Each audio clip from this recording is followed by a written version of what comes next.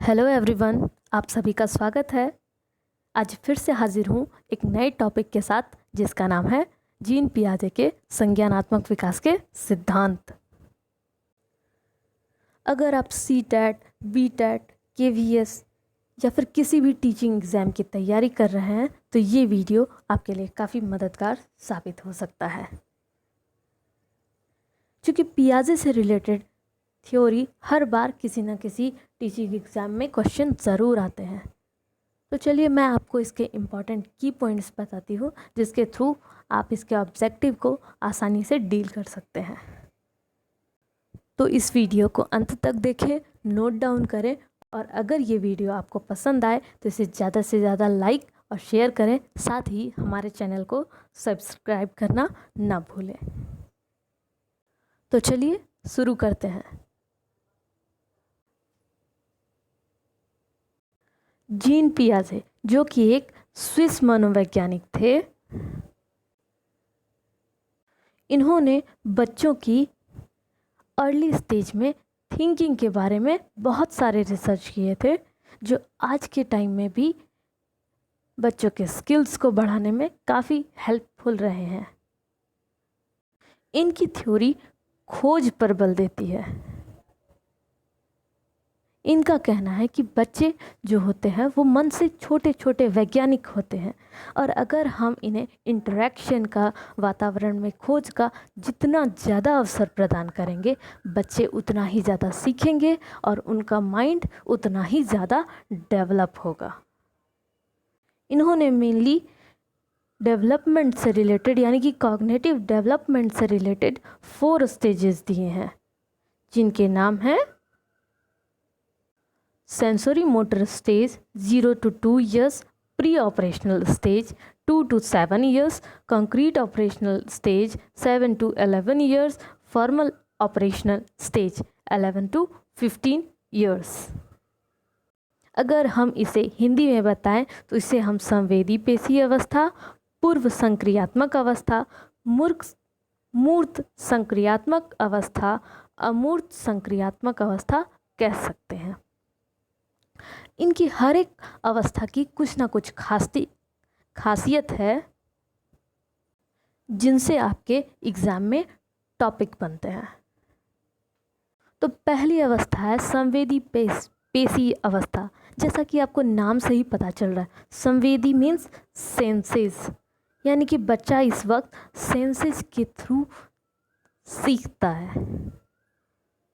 जैसा कि आप ईयर देख सकते हैं, यहाँ पे बच्चे जो 2 साल के अंदर के होते हैं वो आपके संवेदी पेशी अवस्था में आते हैं, यानी कि उस टाइम के बच्चे अपने ऊपर सेल्फ डिपेंडेंट ना होकर अपने माता पिता या अपने संरक्षक के ऊपर डिपेंडेंट होते हैं। इसलिए बच्चे जितनी भी चीज़ों को ऑब्ज़र्व करते हैं यानी कि उनका अन्वेषण करते हैं वो अब उनके सेंसेस के थ्रू होता है। जैसे बच्चे को अगर कुछ पता ना रहता है तो वो कूइंग या फिर बैबलिंग, कूइंग से हमारा अर्थ है उसका धीरे धीरे कुहू कुहू करना। जो बच्चा जो 6 माह के अंदर का होता है वो इसी तरह से बोलता है और धीरे धीरे वो बलबलाना स्टार्ट करता है और उसके बाद वो धीरे धीरे सब कुछ वर्ड्स को बोलना शुरू करता है। तो अगर आप इस अवस्था की एक बहुत ही इम्पॉर्टेंट स्थिति को जानेंगे तो आप ये देखेंगे कि ऑब्जेक्ट परमानेंस से हमारा तात्पर्य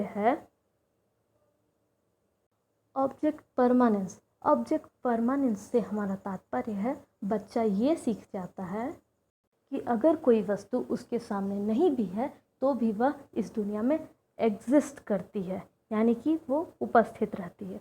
अगर आप 1 साल के बच्चे के सामने कोई खिलौना लेकर आएंगे और उसके बाद वो हटा देंगे तो उसके दिमाग में ये चलता है कि ये वस्तु पूरे संसार से गायब हो गई है। लेकिन जब वह 2 वर्ष की अवस्था पे पहुंचने लगता है तो उसे ये पता चल जाता है कि अगर वो वस्तु उसे नहीं दिख रही है तो भी वह वस्तु कहीं ना कहीं विद्यमान ज़रूर है।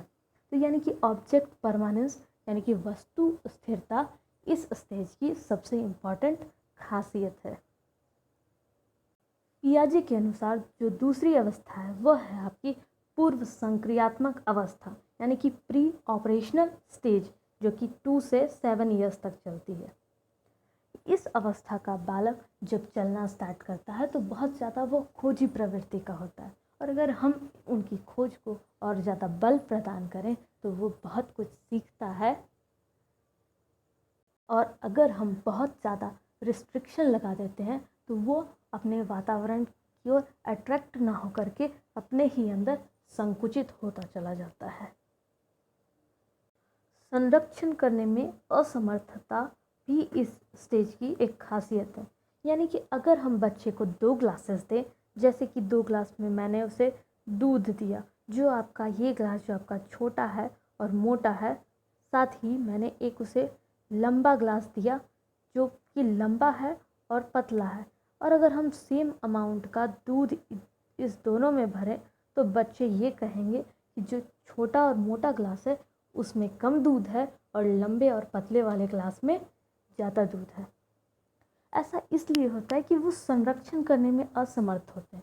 उन्हें ऐसा लगता है कि हम दोनों ग्लास, जो लंबा है उसमें ज़्यादा दूध आता है और जो छोटा है उसमें कम दूध आता है।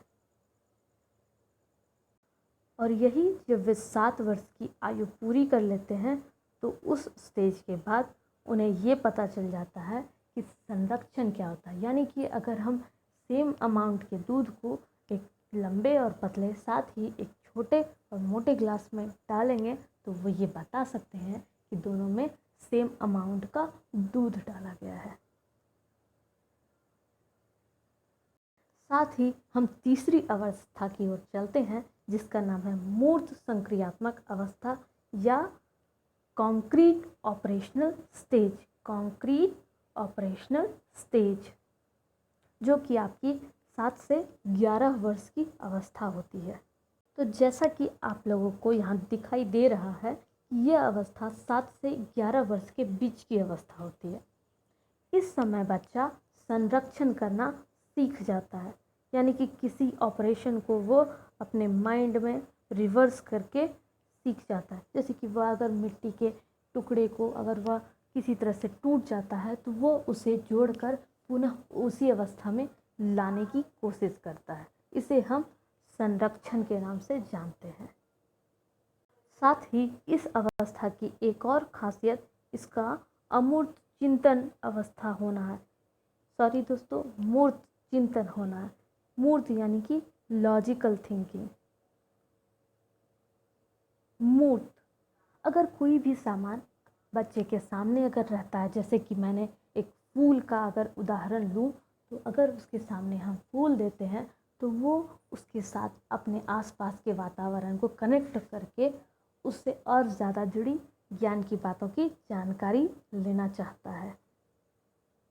अर्थात अपने सामने प्रस्तुत वस्तुओं से अपने वातावरण को कनेक्ट करने की क्षमता ही आपका मूर्त चिंतन कहलाती है। जी हाँ, मूर्त चिंतन यानी कि लॉजिकल थिंकिंग। पियाजे की आखिरी और चौथी अवस्था है अमूर्त संक्रियात्मक अवस्था, यानी कि formal operational stage. Formal operational stage, कई बार आपको एग्ज़ाम में हिंदी या फिर कई बार आपको इंग्लिश में भी ये लिखा हुआ रहता है, तो आप इस दोनों को, इंग्लिश और हिंदी दोनों को याद कर लें, और अगर आपका ये क्वेश्चन आए तो आप इस क्वेश्चन को कभी नहीं छोड़ें। फॉर्मल ऑपरेशनल स्टेज, जैसा कि आप जानते हैं 14 वर्ष के बाद की आयु को हम किशोरावस्था यानी कि टीन एज कहते हैं। इस टाइम बच्चे युवावस्था की ओर अग्रसर होते हैं। तो उससे पहले का टाइम, यानी कि बच्चे जो है किसी चीज़ के बारे में अमूर्त रूप से भी चिंतन कर सकते हैं।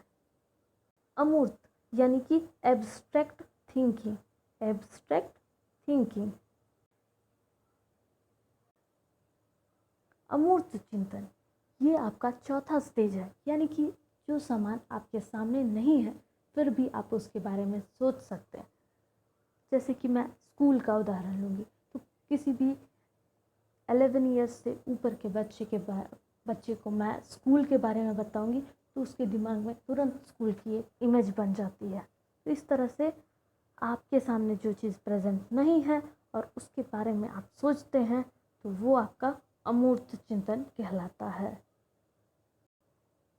इस तरह से मैं समअप करती हूँ कि पियाजे के संज्ञानात्मक विकास की 4 अवस्थाएं: सेंसरी मोटर स्टेज यानी कि संवेदी गामक अवस्था, प्री ऑपरेशन स्टेज यानी कि पूर्व संक्रियात्मक अवस्था, कंक्रीट ऑपरेशनल स्टेज यानी कि मूर्त संक्रियात्मक अवस्था, फॉर्मल ऑपरेशनल स्टेज यानी कि अमूर्त संक्रियात्मक अवस्था। पहले वाले में बच्चा अंतिम अवस्था तक ऑब्जेक्ट परमानेंस सीखता है। दूसरी स्टेज में बच्चा संरक्षण करने में असमर्थ होता है। तीसरे स्टेज में बच्चा संरक्षण करने में भी समर्थ होता है और मूर्त यानी कि लॉजिकल थिंकिंग स्टार्ट कर देता है। और अंतिम अवस्था में बच्चा अमूर्त यानी कि एब्स्ट्रैक्ट थिंकिंग स्टार्ट कर देता है। साथ ही पियाजे ने एक और इम्पॉर्टेंट बात बताई है, वो है कि बच्चे विभिन्न अवस्थाओं में, विभिन्न एजेस में इसमें कुछ ना कुछ आगे पीछे, जैसे कि आपके जो फिक्स ईयर है 0 से 2 ईयर्स, 2 से 7 ईयर्स, 7 से 11 ईयर्स और 11 से 15 ईयर्स, इसमें कुछ ना कुछ आगे पीछे हो सकता है बच्चे की बुद्धि के अनुसार। लेकिन बच्चे किसी भी स्टेज को स्किप करके इससे डायरेक्ट आगे नहीं जा सकते हैं, स्किप नहीं कर सकते। ऐसा कभी भी नहीं पॉसिबल है कि बच्चे संवेदी पेशीय अवस्था के बाद डायरेक्टली पूर्व मूर्त संक्रियात्मक अवस्था में पहुंच जाए या फिर किसी एक स्टेज को स्किप करके दूसरे स्टेज को पहुंच जाए।